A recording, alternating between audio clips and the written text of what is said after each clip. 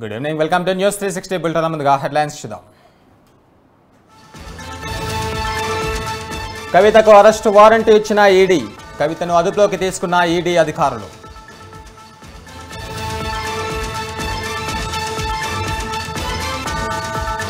CM Revanth రెడ్డిని కలిసిన Warangal BRS MP, ticket విషయంలో అసంతృప్తిగా ఉన్న పసునూరి దయాకర్.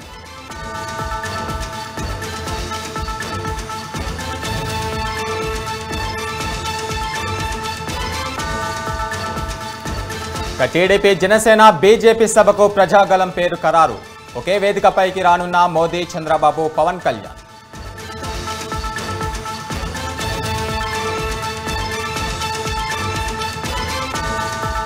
లోక్సభ ఎన్నికల్లో బీఆర్ఎస్ బీఎస్పీ మధ్య కుదిరిన పొత్తు. బీఎస్పీకి హైదరాబాద్, నాగర్ కర్నూల్ నియోజకవర్గాలను కేటాయించిన కేసీఆర్.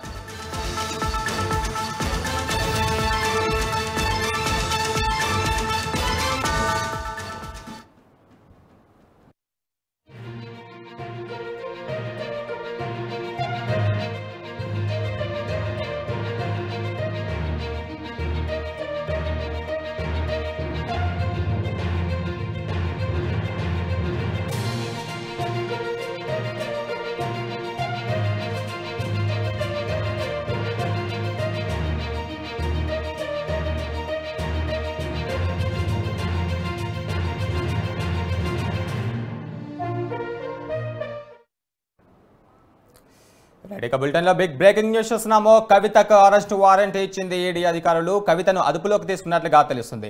అయితే కవిత నివాసం వద్ద బీఆర్ఎస్ శ్రేణులు నిరసన కార్యక్రమాలు చేపట్టారు. ఈడీ అధికారులకు వ్యతిరేకంగా నినాదాలు చేశారు. ఇదే అంశంపై మరిన్ని వివరాలు మా క్రైమ్ బ్యూరో చీఫ్ కృష్ణ అందిస్తారు. కృష్ణ,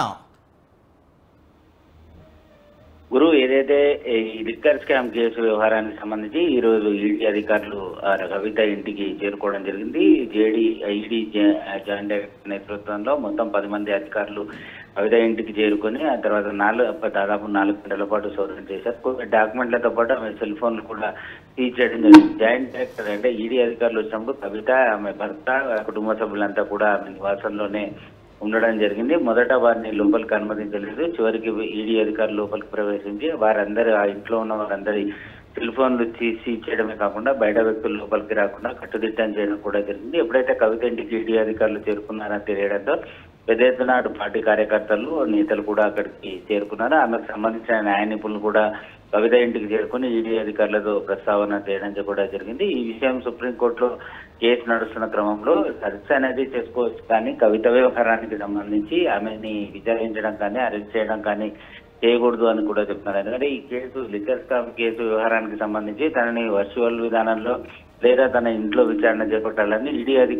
ఈడీ కార్యాలయానికి పిలిపించినప్పుడు గతంలో తాను ఏదైతే విచారణకు హాజరు కావడం జరిగిందో అనేక ఇబ్బందులు తలెత్తాయి. కాబట్టి ఒక మహిళనని చూడకుండా అధికారులు ఇష్టానుసారంగా వ్యవహరించారు. కాబట్టి లిక్కర్ స్కామ్ లో ఈడీ అధికారులకి ఏదైనా అనుమానాలు ఉన్నా తనని విచారణ చేపట్టాలంటే తన ఇంటికి కానీ లేదంటే వర్చువల్ విధానంలో విచారణ చేయించండి, అసలు ఈ కేసుకు తనకు ఎలాంటి సంబంధం లేదు కాబట్టి తన పేరు తొలగించాలంటూ సుప్రీంకోర్టులో పిటిషన్ దాఖలు చేయడం జరిగింది. దీనిపైన సుప్రీంకోర్టులో వాద ప్రతివాదనలు కూడా జరుగుతున్నాయి. సో ఈ క్రమంలోనే సెర్చ్ వారెంట్ తోటి హైదరాబాద్ కు చేరుకున్న ఈ ఢిల్లీ ఈడీ అధికారులు 4 గంటల పాటు ఆమె ఇంట్లో సోదాలు చేసి కొద్ది నిమిషాల కింద ఆమెను అరెస్ట్ చేస్తున్నట్లుగా ఆమెకు నోటీసులు ఇవ్వడం కూడా జరిగినట్లుగా తెలుస్తుంది. విషయం తెలిసిన వెంటనే ఏదైతే ఆమె ఇంటికి చేరుకున్న కార్యకర్తలు, బీఆర్ఎస్ పార్టీ నేతలు పెద్ద ఎత్తున ఈడీ అధికారులకు నినాదాలు చేస్తూ నిరసన దిగడంతో ప్రస్తుతం కవిత నివాసం వద్ద ఉద్రిక్తత వాతావరణం చోటు చేసుకుంది. ఈడీ అధికారులు చేరుకున్నారని తెలియడంతో స్థానికంగా పోలీసులు కూడా భారీ బందోబస్తు అనేది ఏర్పాటు చేయడం జరిగింది. అయితే కృష్ణ, కవిత ఇంట్లో సుమారు 4 గంటల పాటు విచారణ చేపట్టిన నేపథ్యంలోనే అధికారులు కీలక డాక్యుమెంట్లు కానీ ఫోన్స్ కానీ స్వాధీనం చేసుకున్నట్టు తెలుస్తుంది. దీనిపైన ఏమైనా అప్డేట్స్ ఇచ్చారా? గురు, ఏదైతే కవిత నివాసానికి చేరుకున్న ఈడీ అధికారులు దాదాపు 4 గంటల పాటు ఈ సోదాలు అనేవి జరిపించారు. ఆమెకు సంబంధించిన కొన్ని ల్యాప్టాప్ డాక్యుమెంట్లతో పాటు ఆమె ఫోన్ను కూడా సీజ్ చేయడం జరిగింది. ఈ కేసులో గతంలో కూడా ఈడీ అధికారులు కవితకి నోటీసులు ఇచ్చారు.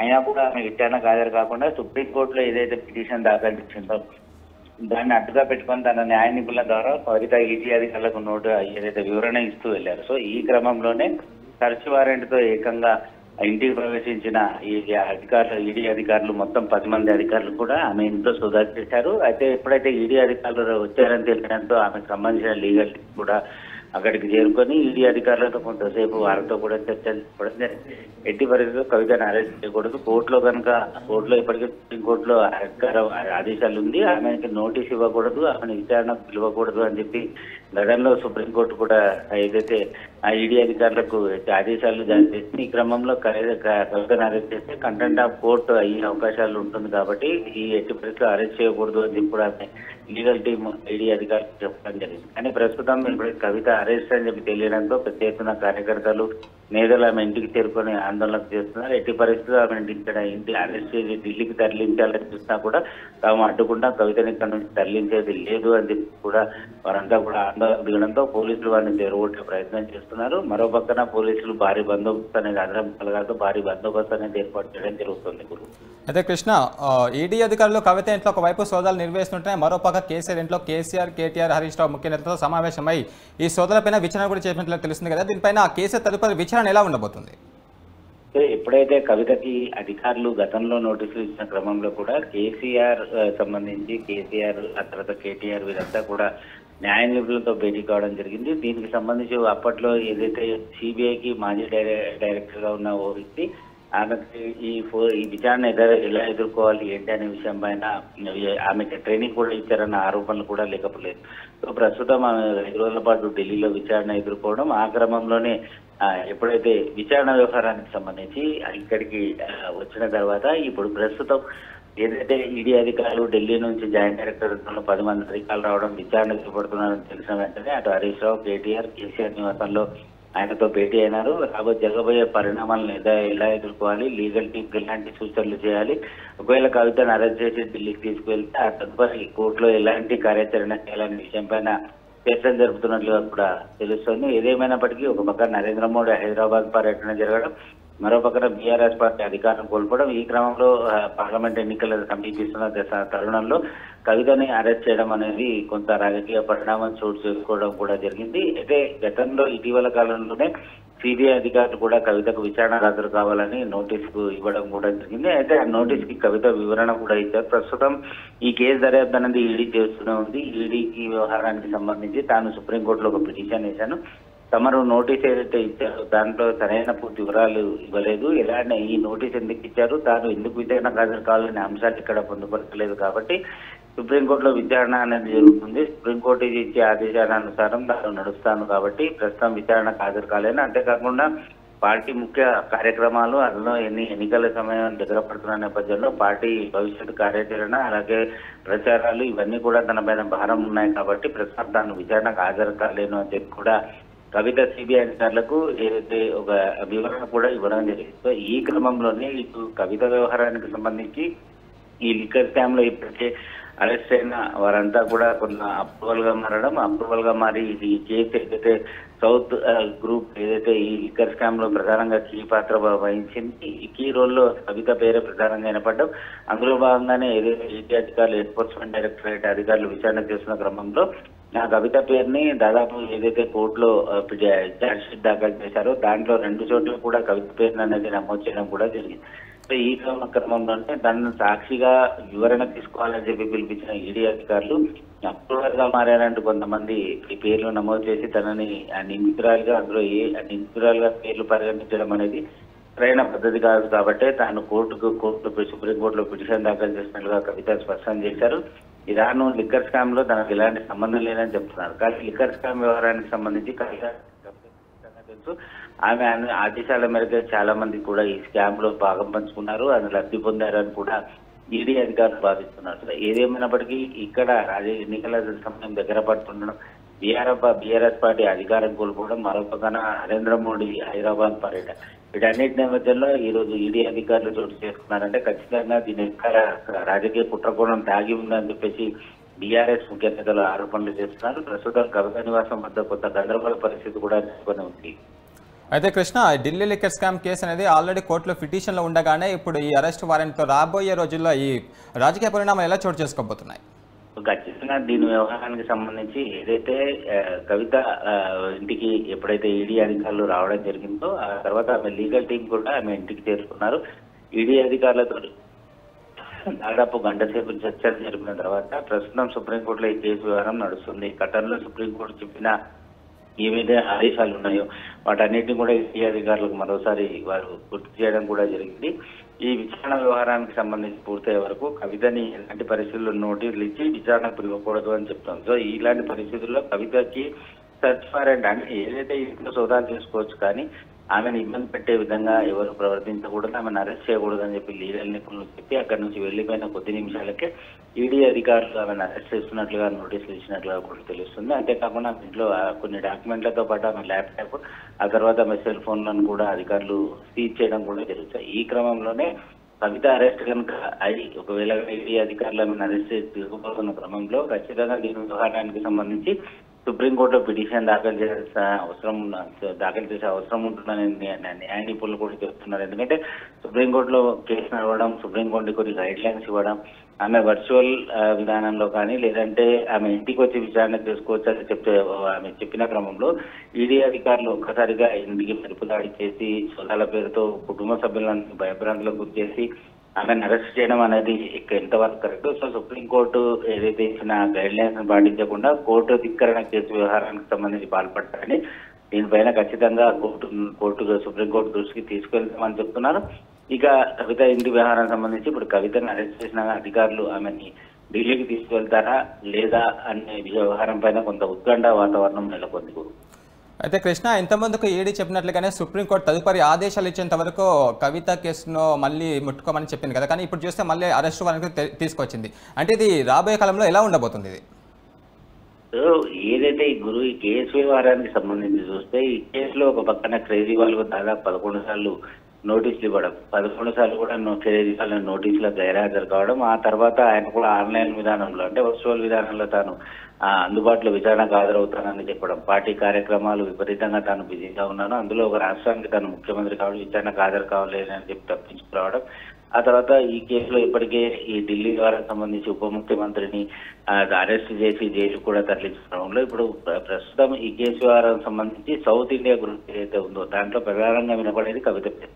సో ఈ కవిత అనే వ్యవహారానికి సంబంధించి లిక్కర్ స్కామ్ లో ఖచ్చితంగా ఆమె కీ రోల్ చేస్తుంది. గతంలో కూడా ఈ కోడింగ్ విధానం ఏదైతే లిక్కర్ స్కామ్ వ్యవహారానికి సంబంధించి ఏదైతే ఇక్కడ కోడింగ్ విధానం నడిచిందో ఆ కోడింగ్ విధానాన్నింటినీ కూడా ఈడీ అధికారులు సేకరించడం, ఆ క్రమంలోనే పెద్ద ఎత్తున లావాదేవీలు మనీ లాండరింగ్ వ్యవహారాలు కూడా జరిగాయని చెప్పేసి కూడా ఈడీ భావించడమే కాదు దానికి సంబంధించిన ఆధారాలు సేకరించడం, వాటన్నింటినీ కూడా కోర్టు కూడా సమర్పించడం కూడా జరిగింది. అందులో భాగంగానే ఈ వరుసగా ఎవరైతే అరెస్టులు అవుతూ వస్తున్నారో ఆ వచ్చిన వారి వ్యవహారానికి సంబంధించి కొంత అప్రూవర్ గా మారడం, వాళ్ళు ఇచ్చిన ఆధారాలు, వారు ఇచ్చిన స్టేట్మెంట్, వారి దగ్గర సేకరించిన ఆధారాలు, వీటన్నిటి నేపథ్యంలోనే కవితను కూడా నిందితురాలుగా పరిగణిస్తూ ఛార్జ్ షీట్ లో పేర్కొన్నామని చెప్పి ఈడీ గతంలోనే స్పష్టం కూడా చేసింది. దీనికి సంబంధించి కోర్టులో కూడా సమర్పించడం కూడా జరిగింది. ఏదేమైనప్పటికీ రాబోయే రోజుల్లో కవిత అనే కాదు అవసరమైతే అంటే మరో 2 రోజుల్లో ఈ కేజ్రీవాల్ ని కూడా అరెస్ట్ చేసే అవకాశాలు కూడా లేకపోలేదు. ఎందుకంటే అతని పేరు కూడా ఆరోపణలు విపరీతంగా వినపడడం,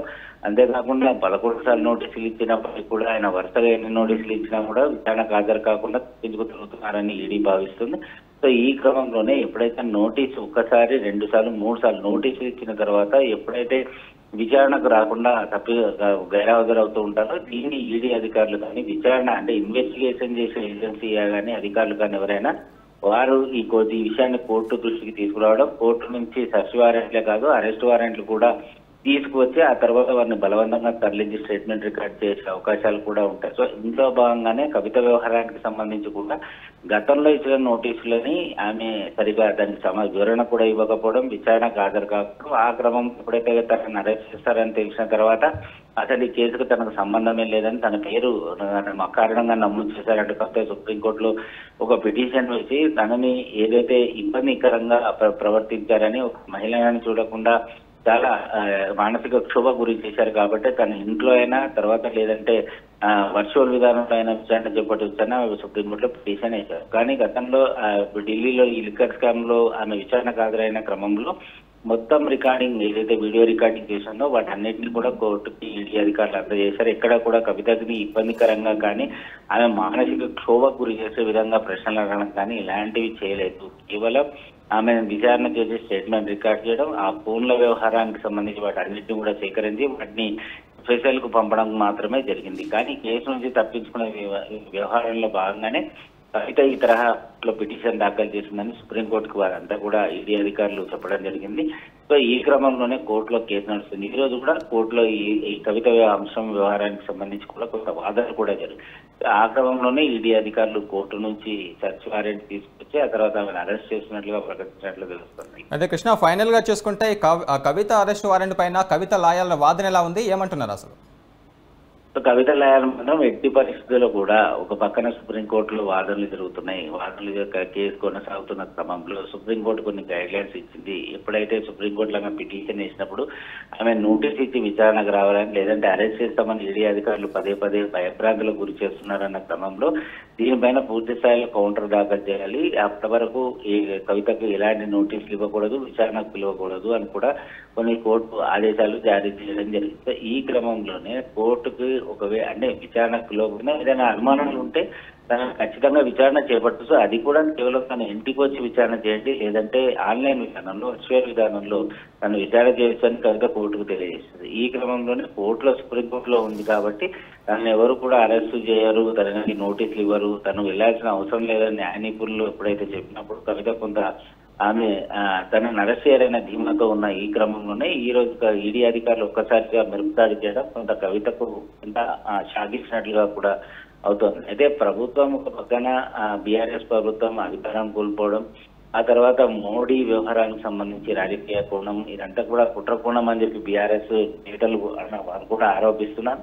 సో ఒకవేళ కవితను అరెస్ట్ చేస్తే మాత్రం ఇది ఖచ్చితంగా సుప్రీంకోర్టు ఏదైతే గైడ్ లైన్స్ ఇచ్చిందో వాటిని తుంగలోకి తొక్కి ఏదైతే ఈడీ అధికారులు వివరించారు ఇది కంటెంట్ ఆఫ్ కోర్ట్, అంటే కోర్టు ధిక్కరణకు పాల్పడినట్లుగా తాము పరిగణిస్తాం. దీని విషయాన్ని కోర్టు దృష్టికి తీసుకుంటే ఖచ్చితంగా ఈడీ అధికారులకు కోర్టే సమాధానం చెప్తుందని చెప్పి ఆమె న్యాయ నిపుణులు చెప్పడం జరుగుతుంది. Okay, right. Thank you Krishna.